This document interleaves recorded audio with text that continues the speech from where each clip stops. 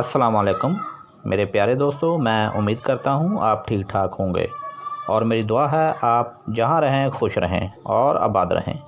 आज मैं आपको चेहरे को खूबसूरत तरोताज़ा बनाने के लिए एक बहुत ही पावरफुल कुदरती देसी मास्क बताऊंगा। ये फेस मास्क 3 चीज़ों पर मुश्तमिल है। ये 3 चीज़ें आपको बाज़ार से पंसार की दुकान से बआसानी मिल सकती हैं। 3 चीज़ों को मिक्स करके लेप कुदरती फेस मास्क बनाने का तरीका बताने से पहले जो मेरे नए दोस्त हैं वो मेरे चैनल को सब्सक्राइब करने के लिए नीचे दिए गए सुर्ख रंग के बटन को क्लिक करें और उसके साथ बने हुए बेल आइकन को भी दबा दें ताकि हमारी हर नई वीडियो की अपडेट आपको मिल जाए और आप हमारी वीडियो को देख सकें। वीडियो को मुकम्मल देखा करें, इससे आपको फ़ायदा होगा और वीडियो को लाइक शेयर ज़रूर करें ताकि दूसरों का फ़ायदा हो। हमारी रहनुमाई के लिए कमेंट बॉक्स में अपनी राय ज़रूर दें। ये फेस मास्क जो हर तरह की जल्द के लिए मौजूद समझा गया है। इन 3 चीज़ों के नाम आगे बताता हूँ। इन 3 चीज़ों को मिलाकर जक जान कर लें।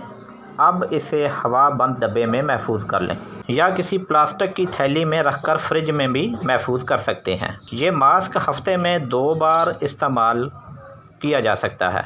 मास्क लगाने का तरीका ये है कि क्लिनजिंग के बाद गर्म पानी में साफ़ तौलिया भिगोकर चेहरे को साफ़ करने के बाद आँखों के इर्द गिर्द की जगह को छोड़कर मास्क का लेप करें और तकरीबन 15 से 20 मिनट बाद खुश्क होने पर ठंडे पानी में कपड़ा भिगोकर आहिस्तगी से चेहरा साफ़ कर लें। सफाई का ये अमल नीचे से ऊपर की तरफ होना चाहिए। ये मास्क जल्द के अंदरूनी हिस्से तक पहुंचकर जल्द को तरोताज़ा और ख़ूबसूरत बनाता है।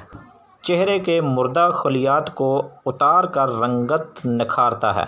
मसामात के अंदर तक सरायत करके जल्द को साफ़ करता है और जिससे जल्द सेहतमंद, जल्द का दौरान खून तेज़ और चेहरा पुरकशिश बन जाता है। और अब फेस मास्क बनाने में जो चीज़ें हमने इस्तेमाल की हैं उनके नाम आप सुन लें। मुल्तानी मिट्टी का सफ़ूफ़ 100 ग्राम, संदल की लकड़ी का सफ़ूफ़ 50 ग्राम और किन्नों के खुश्क छिलकों का बेहद बारीक सफ़ूफ़ 50 ग्राम। इन तीनों को मिलाकर यकजान कर लें तो आपका कुदरती देसी फेस मास्क तैयार। जिन दोस्तों को चेहरे का मसला है वो ज़रूर इस्तेमाल करें और ये बहुत ही पावरफुल फेस मास्क है। इसी के साथ इजाज़त दें। अपना और आसपास का ख्याल रखें।